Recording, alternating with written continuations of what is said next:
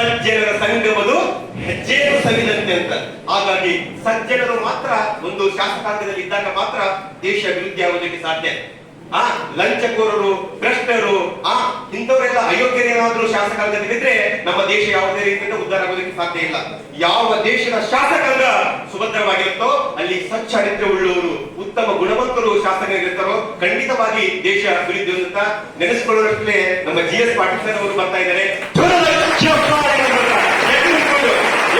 ಅವರಿಗೆ ನಾವೊಂದು ಇನ್ನೊಂದು ಕಾರ್ಯಕ್ರಮಕ್ಕೆ ಸ್ವಾಗತವನ್ನು ನೀಡೋಣ. ಗದಗ ಜಿಲ್ಲೆಯ ರೋಣ ತಾಲೂಕಿನಲ್ಲಿ ಸಿದ್ದೇಶ್ವರ ಸ್ವಾಮೀಜಿಯ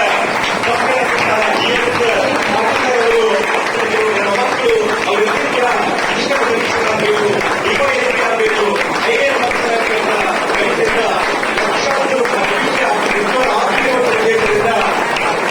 ಅವರು ಈ ಒಂದು ಕಾರ್ಯಕ್ರಮವನ್ನು ಮಾಡಿದ್ದಾರೆ.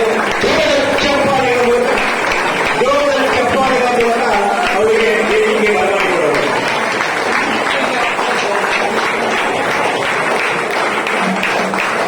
ಆಧುನಿಕ ಚಾಣಕ್ಯ ತಿಳಿಸಿಕೊಳ್ಳುವಂತಹ ಬಿಜಾಪುರ ಜಿಲ್ಲೆಯಲ್ಲಿ ಹೇಗೆ ಪಂಚನದಿಗಳ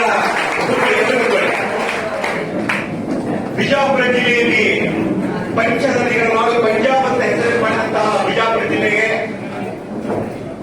ಹೇಗೆ ನದಿಗಳ ಹರಿದು ಹಾಗೆ ಜ್ಞಾನದ ರಾಶಿಯನ್ನ ಹಚ್ಚಿದಂತಹ ಆಧುನಿಕ ಚಾಣಕ್ಯ ಅಂತ ಕರೆಸಿಕೊಳ್ಳುವಂತಹ ನಮ್ಮ ನಿಂಗನಗೌಡ ಬಿರಾದರ್ ಸರ್ ಅವರು ಕೂಡ ಈ ಕಾರ್ಯಕ್ರಮದಿದ್ದಾರೆ.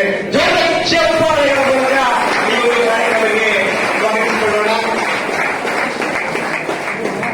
ಡಾಕ್ಟರ್ BR ಅಂಬೇಡ್ಕರ್ ಹೇಳ್ತಾರೆ, ಇತಿಹಾಸವನ್ನು ಅರಿಯದವರು ಇತಿಹಾಸವನ್ನ ಸೃಷ್ಟಿಸಲಾರಂತ. ಹಾಗಾಗಿ ಇತಿಹಾಸವನ್ನ ಕಣ್ಣಿಗೆ ಕಟ್ಟುವಂತೆ ಪಾಠ ಬೋಧನೆ ಮಾಡುವಂತಹ ಸಿದ್ದಣ್ಣ ದಳವೆಯವರು ನಮ್ಮ ಜೊತೆಗಿದ್ದಾರೆ. ಚಪ್ಪಾಳೆಗಳ ಮೂಲಕ ಸಿದ್ದಣ್ಣ ದಳವೆಯವರಿಗೆ ವೇದಿಕೆಗೆ ಬರಮಾಡಿಕೊಳ್ಳೋಣ.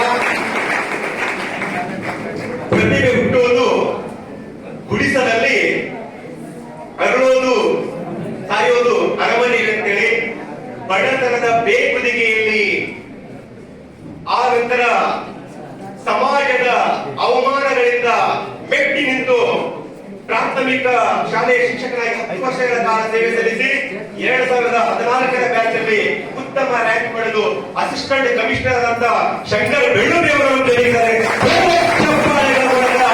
ಅವರಿಗೆ ನಾವು ಬರಮಾಡಿಕೊಳ್ಳೋಣ.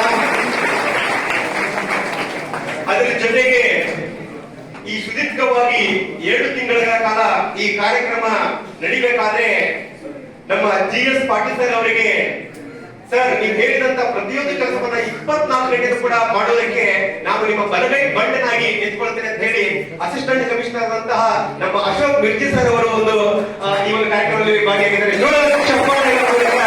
ಅವರಿಗೆ ಅಭಿನಂದನೆಗಳನ್ನ ಸಲ್ಲಿಸೋಣ. ಅದರ ಜೊತೆಗೆ ಈ ಒಂದು ಕಾರ್ಯಕ್ರಮಕ್ಕೆ ಪ್ರಾಸ್ತಾವಿಕ ಭಾಷಣವನ್ನ ಮಾಡೋದಕ್ಕೆ IS ಪಾಟೀಲ್ ಸರ್ ಅವರು chairman Ayurvedic medical college road ಅವರು ಬಂದಿದ್ದಾರೆ. ಅವರಿಗೆ ಕೂಡ ಜೋರಾದ ಚಪ್ಪಾಳೆಗಳ ಮೂಲಕ ಅವರು ಸ್ವಾಗತವನ್ನು ಕೋರೋಣ.